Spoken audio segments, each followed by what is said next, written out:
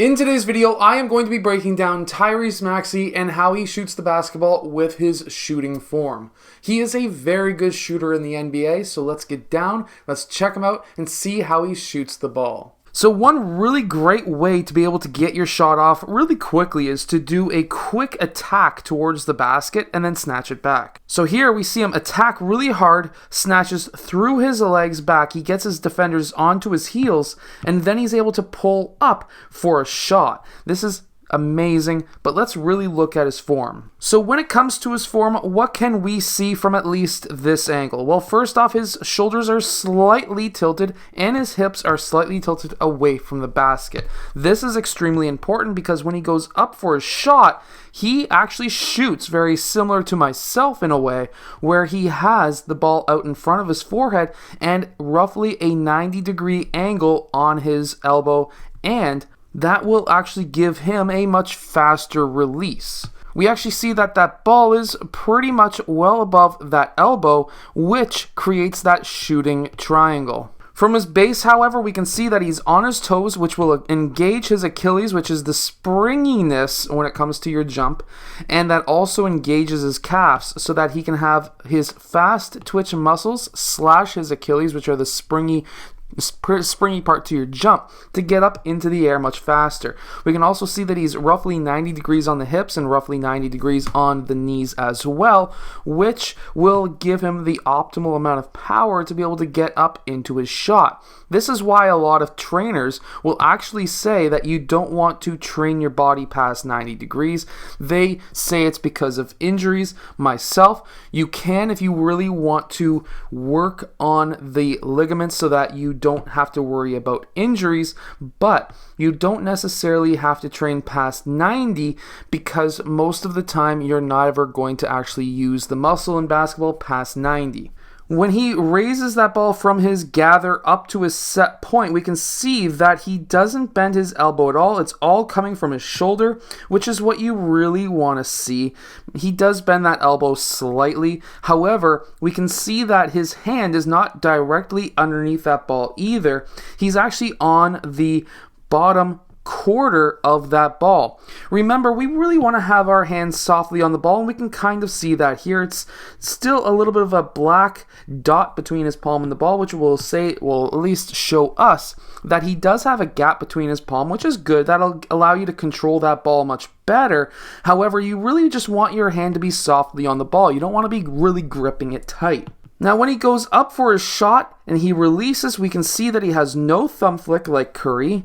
Curry does have a thumb flick in 99% of his shots, but he does have the Curry soft release, which means that he doesn't have a hard bend to his wrist where his hand is totally straight. His hand is slightly curved, which means that he's going to get a lot of arc on his shot, plus his elbow is above his forehead.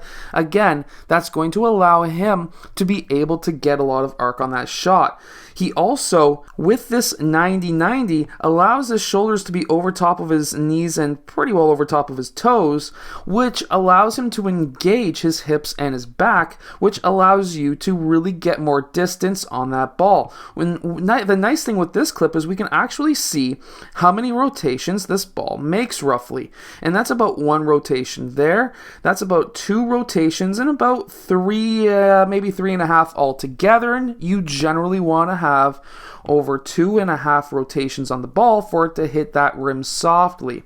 The reason why you want it to hit the rim softly is because when it hits the rim, that spin is going to slow down its momentum so it doesn't bounce over top, and when instead will bounce and potentially bounce in, kind of like the Kawhi Leonard playoff shot. Now, when we zoom into this clip right here, we can see that he's also, when he goes towards this right side, he kicks out his right leg. This is actually very important because when you're going towards the right side and you're a right-handed player, to get your shoulder and elbow in line with the rim, you want to kick out this right leg so that you can get that in line. And we can see that his gather is roughly at his hips, and then he doesn't have any dip really at all.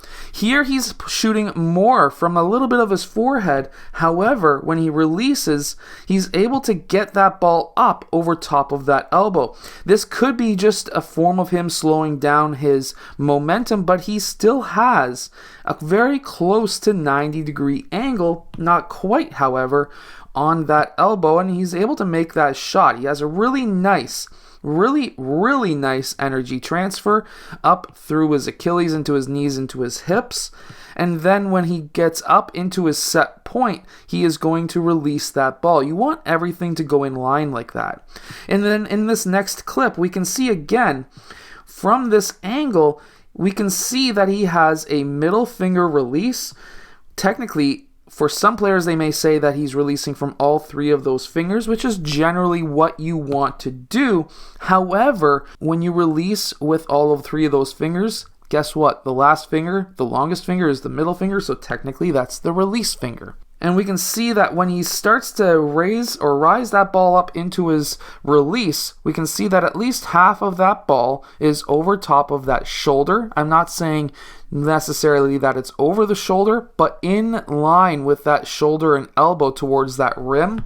And that's what allows you to have a very straight shot. And then we can see from this angle that he does have a gap between the palm and the ball. Believe me, by having a little bit of a gap between the palm and the ball, that's going to allow you to control that ball a lot more. You really want that ball to sit on your fingertips, and that will allow you to have a very consistent shot.